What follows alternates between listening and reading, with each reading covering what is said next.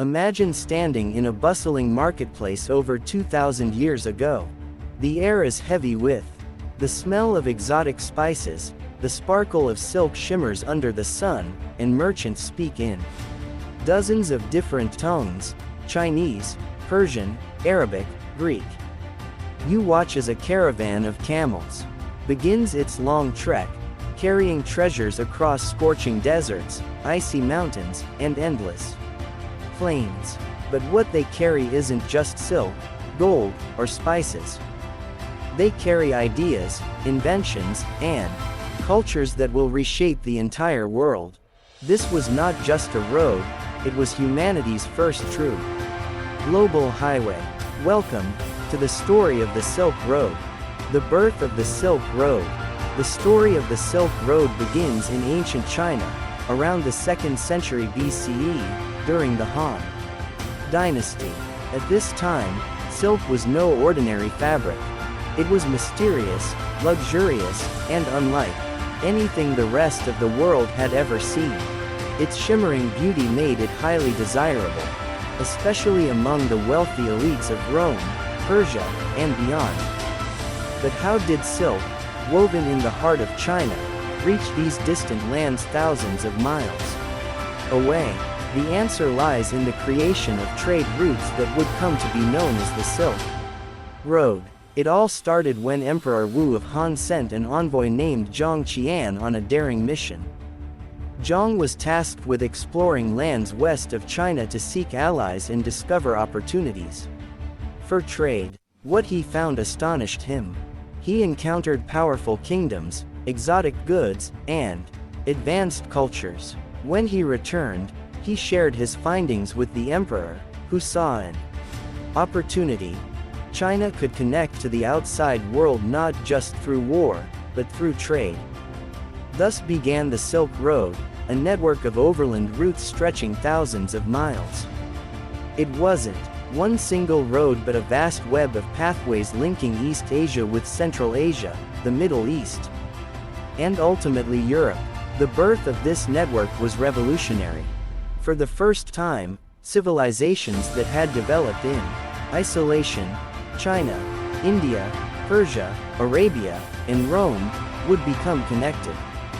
And while silk gave the route its name, countless other treasures and ideas would soon travel alongside it.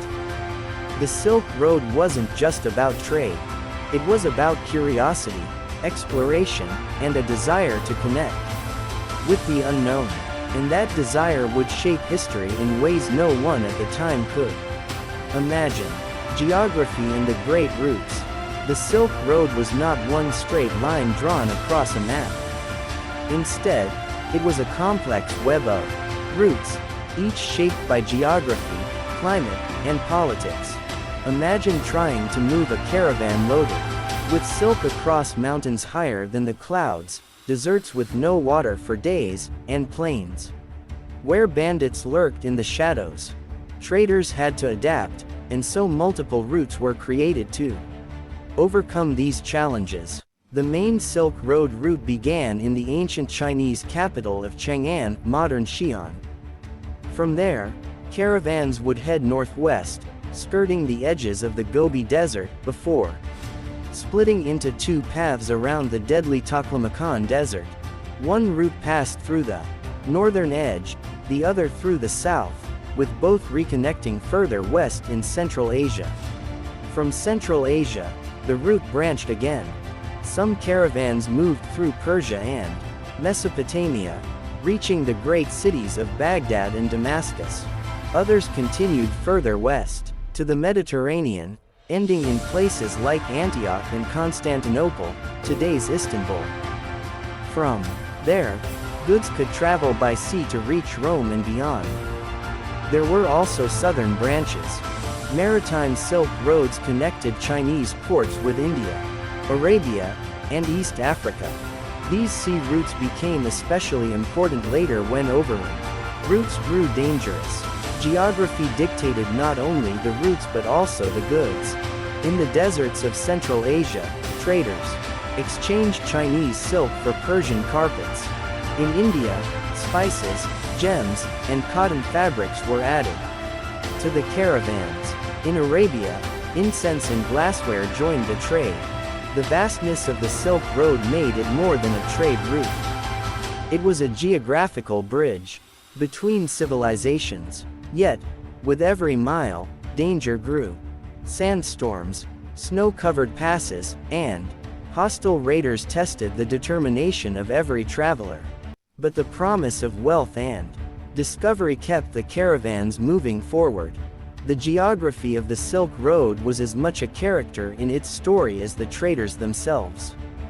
It shaped the journey, the challenges, and ultimately the destiny of the people who dared to travel. Chinese silk, the treasure that started it all.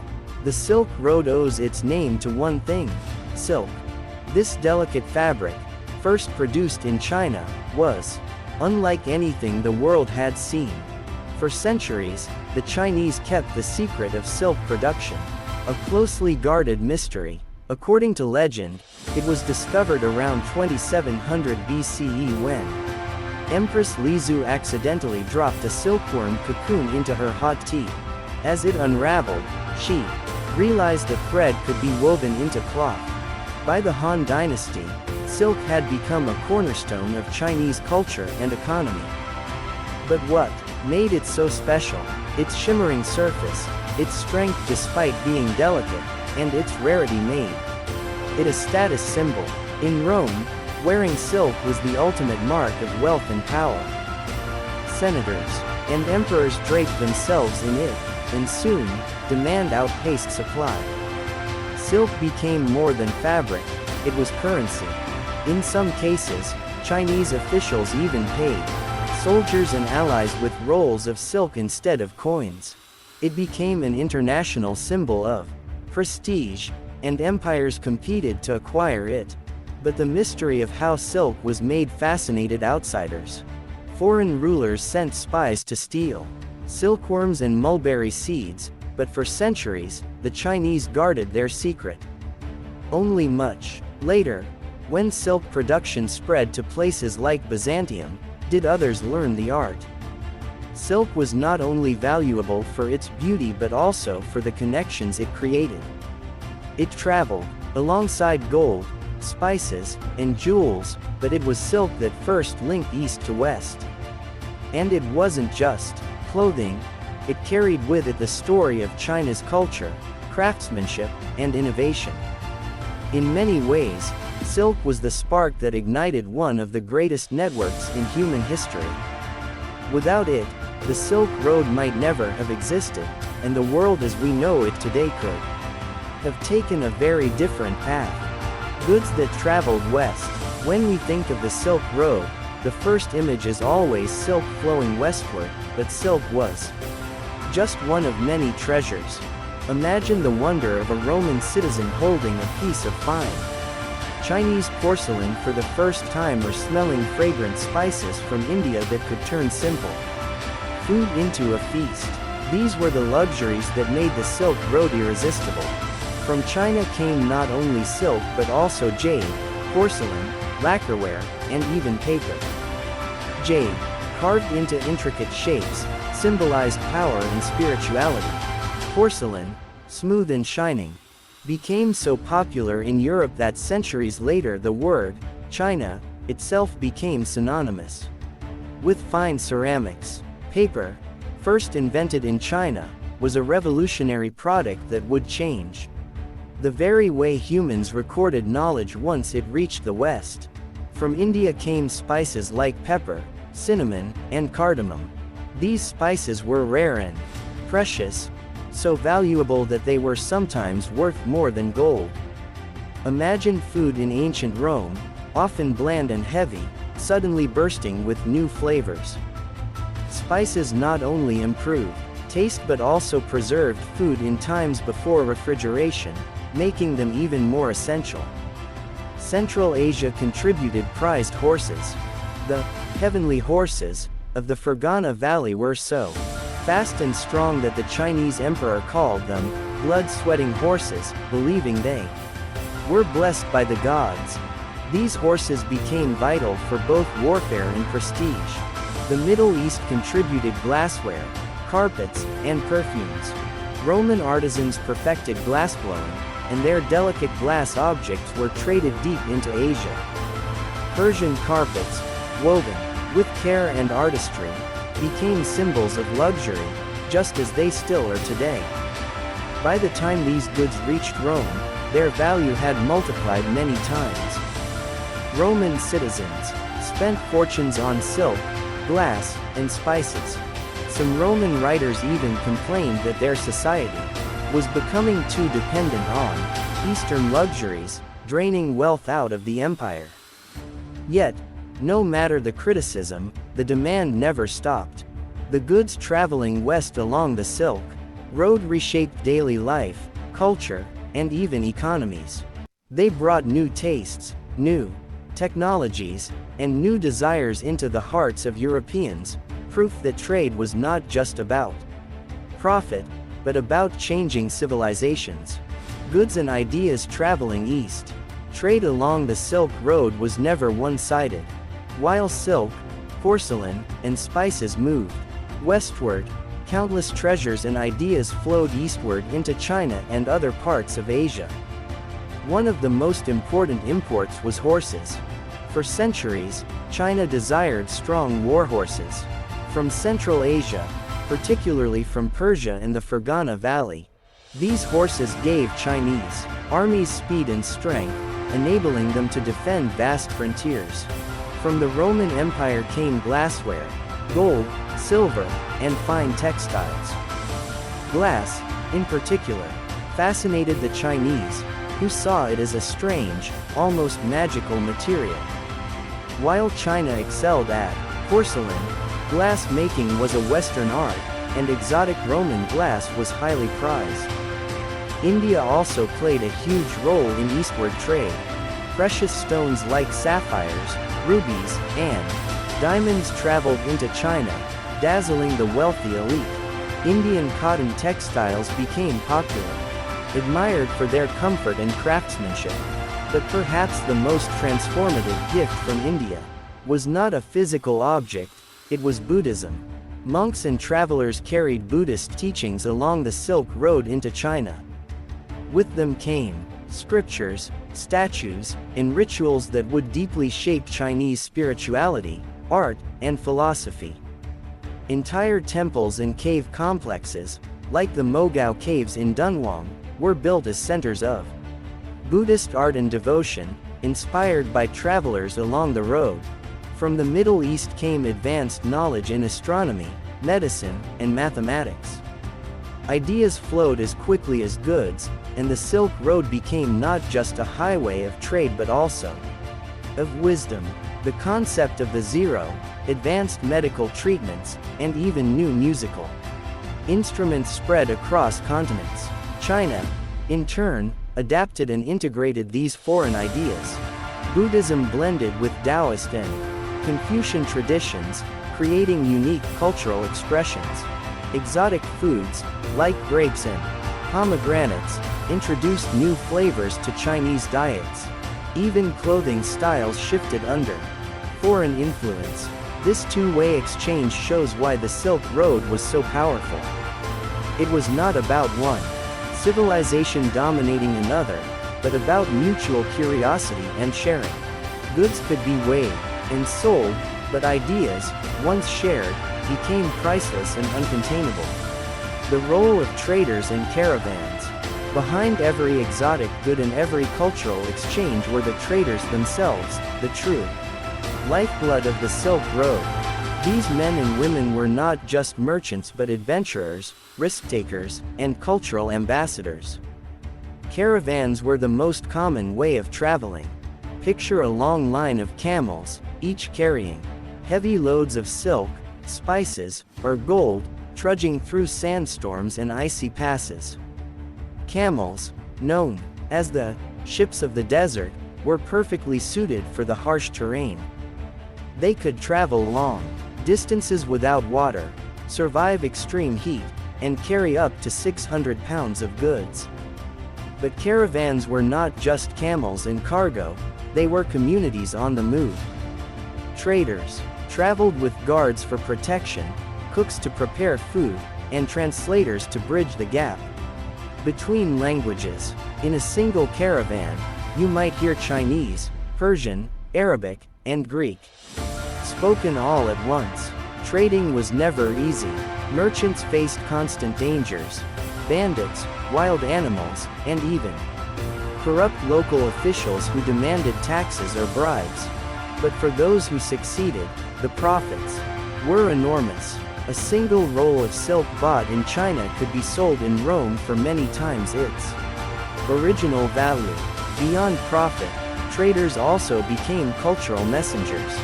They shared stories, songs, recipes, and traditions as they moved from one land to another.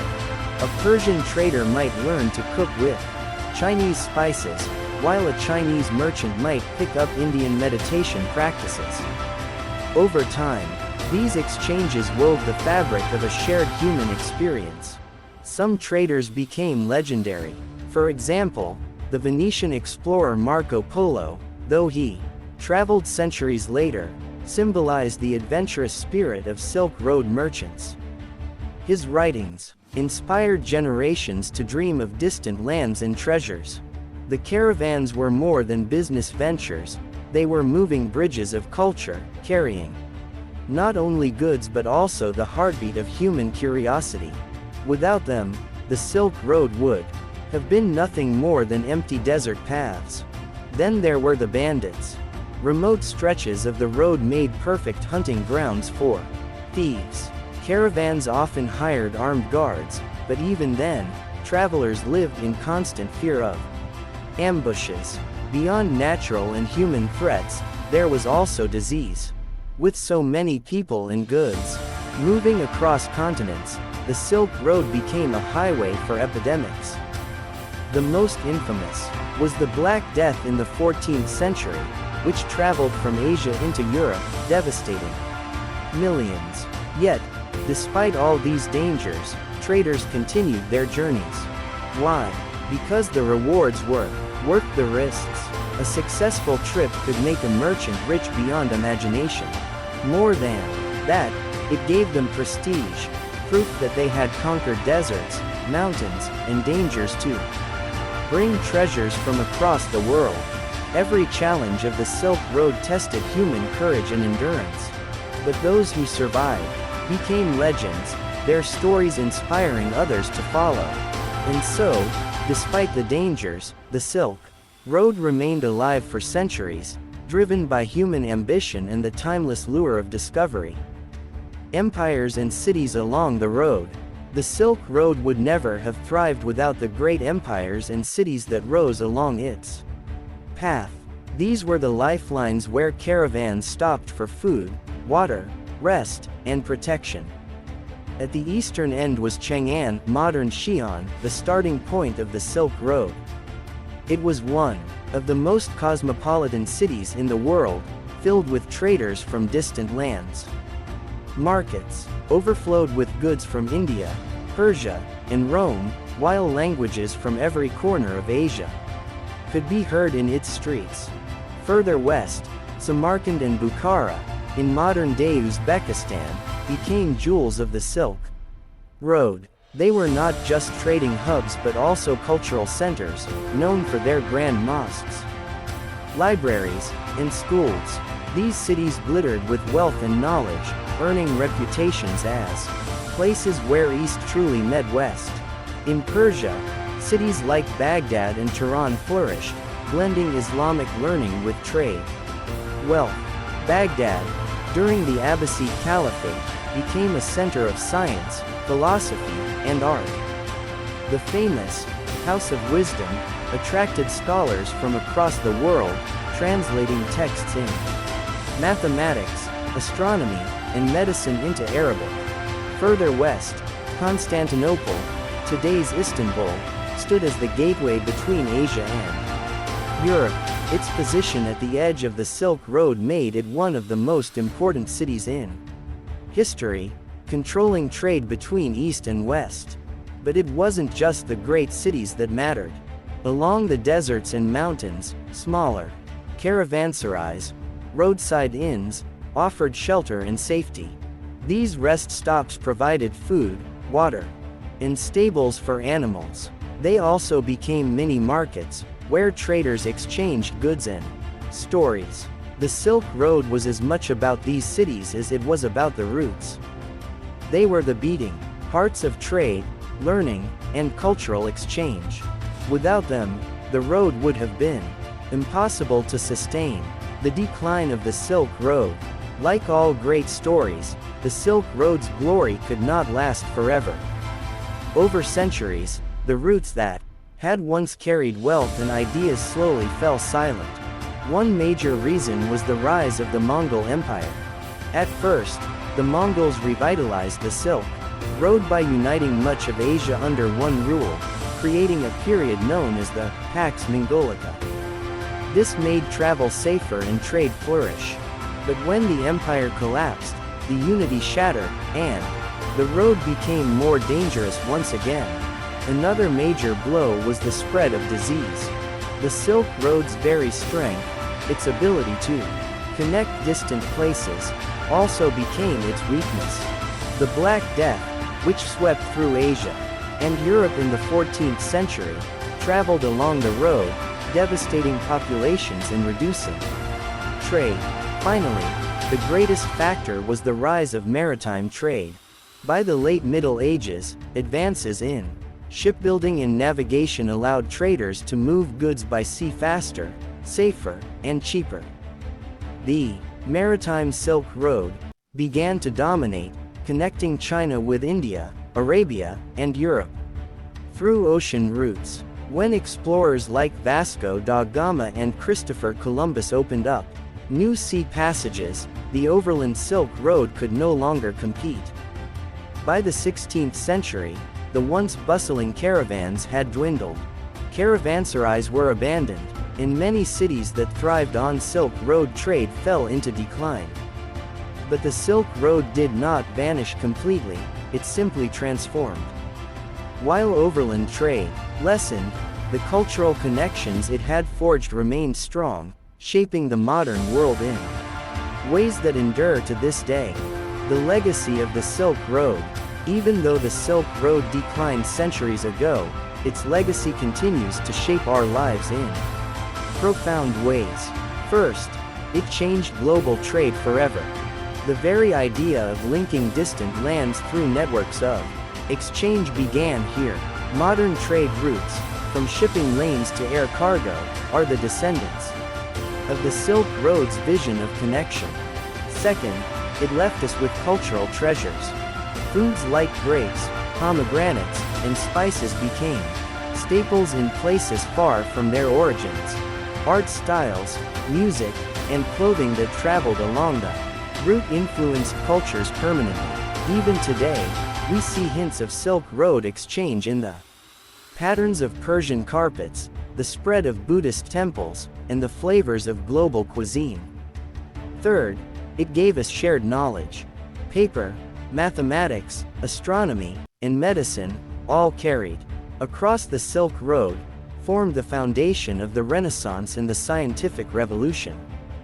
Without this ancient exchange, human progress would have been far slower. Finally, the Silk Road reminds us of the power of connection. It shows that when civilizations meet, they do not just trade goods, they trade dreams, knowledge, and ways of life. It was humanity's first step toward globalization, proving that despite differences in language, religion, and culture, people have always sought to connect. Today, the Silk Road lives on not just in history books but also in modern initiatives like China's Belt and Road, which aims to revive its spirit. But beyond politics and economics, its true legacy is the lesson that human progress comes not from isolation but from exchange. The Silk Road was never just about silk, spices, or gold. It was about people daring to cross deserts, climb mountains, and face dangers to connect with others far away. It was about sharing ideas, blending cultures, and building the foundation of the modern world. And now, centuries later, we still live in the shadow of its legacy every time we enjoy foods, art, or ideas that were once carried across those dusty roads.